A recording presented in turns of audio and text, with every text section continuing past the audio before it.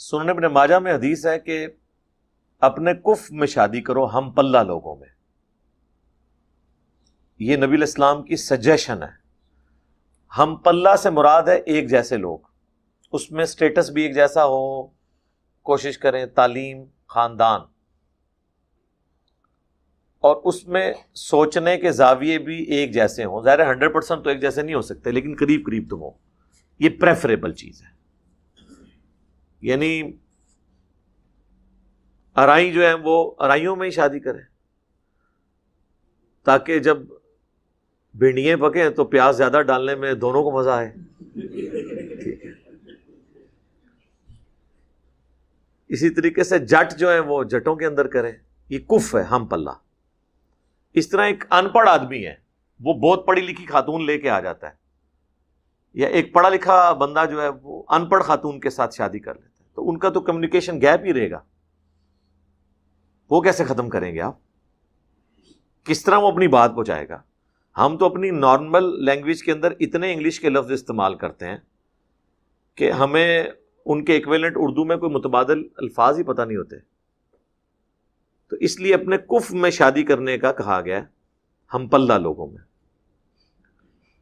خاندان کے اعتبار سے بھی، سٹیٹس کے اعتبار سے بھی. اس میں آپ یہ کہنا کہ اسلام تو مساوات کا درس دیتا ہے، یہ ایک اینگل ہے.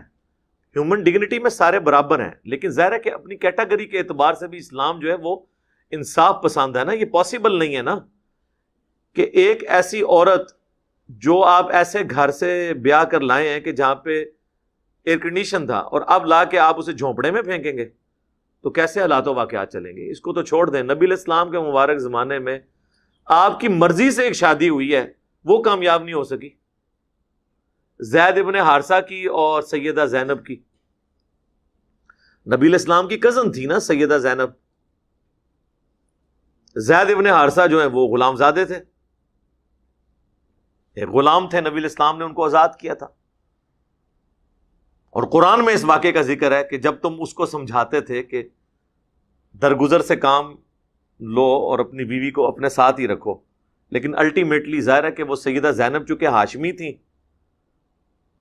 اور قریش کے اندر یہ خاندانی سلسلہ تو ہے تھا، وہ نہیں ایکسیپٹنس دیتی تھی، وہ ڈیو رسپیکٹ نہیں دے پاتی تھی زید ابن حارثہ کو، اور پھر طلاق ہو گئی.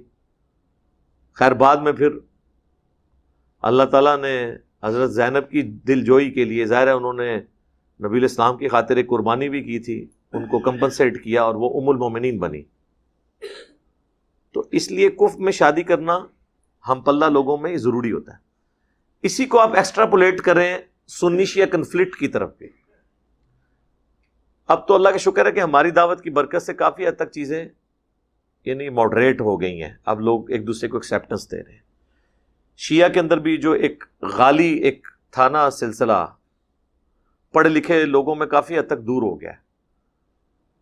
اور دوسری طرف سنیوں نے بھی ایٹ لیسٹ شیعہ کو ایکسیپٹنس دینی شروع کی. دو فرقے میں سمجھتا ہوں کہ ان کو ایکسیپٹنس اس معاشرے میں ملی ہماری اس دعوت کی برکت سے، ایک اہل حدیث اور دوسرے اہل تشیع.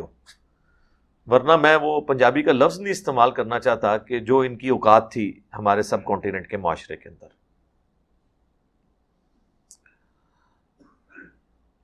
یعنی رفع الیدین کرنے والے سے کتنے لوگ نفرت کرتے تھے،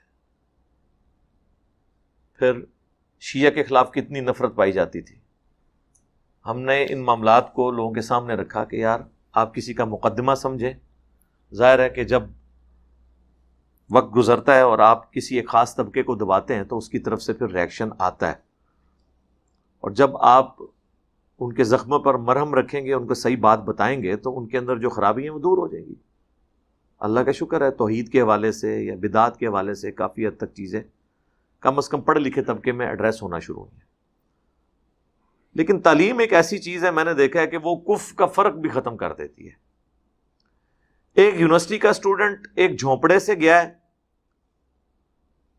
یا ایک F11 میں کسی کوٹھی میں رہنے والا شخص گیا ہے، جب یونیورسٹی میں پہنچتے ہیں نا تو تعلیم کی برکت سے آلموسٹ ایک طرح کی سوچنے کا انداز، عادتیں، حالات و واقعات ایک جیسے ہو جاتے ہیں. تعلیم ایک ایسی چیز ہے کہ جو اس فرق کو ختم کر دیتی ہے، اور تعلیم بذات خود ایک سمجھ لیں ایک نیا بانڈ بنا دیتی ہے کفر کا۔ لہذا میں یہ پرنسپلی بلیو کرتا ہوں کہ اگر کسی کے فرقے کا فرق ہے،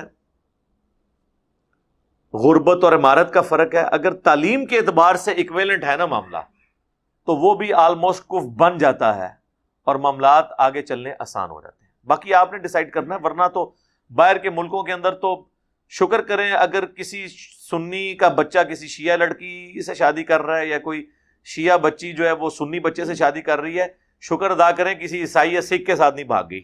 یہ بھی تو ہوتا ہے نا۔ تو ان چیزوں سے اب باہر نکلیں۔ مسلمان ہیں، ہاں جہاں تک ایسے فرقوں کا تعلق ہے جنہوں نے بہت بڑے لیول پہ اختلاف کیا ہے کہ ہم انہیں کافر سمجھتے ہیں، جس طرح قادیانی ہیں، وہ تو ایک معاملہ بالکل ڈفرینٹ ہے۔ باقی جو مسلمانوں کے سیکٹس ہیں، جتنے سنی ہوں، شیعہ ہوں، یا ان کے آگے حنفی، شافی، مالکی، حنبلی ہوں، اثنا عشری ہوں، زیدیہ ہوں، یہ تو سارے مسلمان ہیں۔ ایون اسماعیلیہ ہوں، مسلمان ہیں۔ باقی ساتھ رہنے سے معاملات بہتر ہو سکتے ہیں۔ باقی یہ کام کوئی نہ کرے، کوئی تبلیغ کی نیت سے شادی نہ کرے کہ ایک سنی کے جی میں شیعہ لڑکی لے کے آؤں گا اور اسے سنی کر لوں گا، یا شیعہ لڑکی کے کہ جی میں سنی کے ساتھ شادی کر کے اسے میں شیعہ کر لوں گی۔ یہ کام آج کل زمانے چ پائی نہیں ہوتے۔ یہ اب دور بدل چکا ہے۔ اب آپ علمی دلائل کے ساتھ کسی کو قائل کر سکتے ہیں۔ دھوکہ دہی والا معاملہ جو ہے نا وہ اب ختم ہو چکا ہے۔ تو ٹھیک ہے جی، آپ معاملات کو لے کے چلیں۔ ہمیں